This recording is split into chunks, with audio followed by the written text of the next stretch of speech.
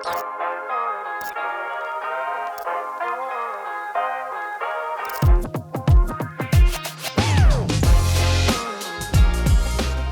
bon dia, moltes gràcies per convidar-me.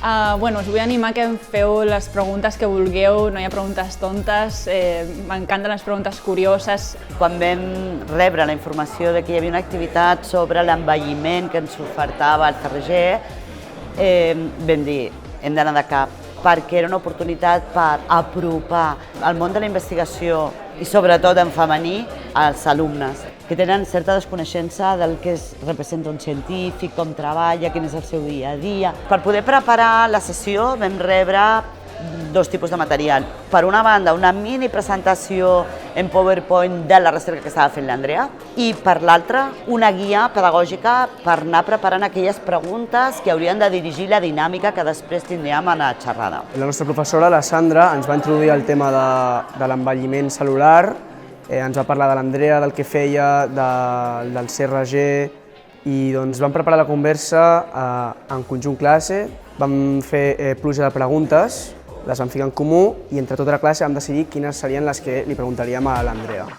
Per què passa de considerar l'envelliment com un procés natural a investigar-lo com una malaltia? És molt bona pregunta. Molts diuen que l'envelliment és una malaltia i altres diuen que no, que és un procés natural. Jo crec que ens sorgeixen moltes preguntes perquè d'aquest tema jo crec que podria estar parlant molt i molt i no potser una part més científica sinó també més de valors, de com la societat ho acceptaria i tal. Sí, algunes de les preguntes també eren molt interessants perquè abordaven temes més ètics de què passarà si allarguem la vida, quins efectes tindrà això a la població. També hi ha moltes vegades que es pot malentendre les intencions dels científics, llavors també és una oportunitat per aclarir què és el que realment volem i també desmitificar una mica algunes concepcions que potser no són així. Modificant un sol gen podem fer que els cucs vinguin un 60% més de vida. El format de la sessió ha estat fantàstic per poder apropar la ciència a l'alumnat. Un dels alumnes ens ha dit una cosa meravellosa.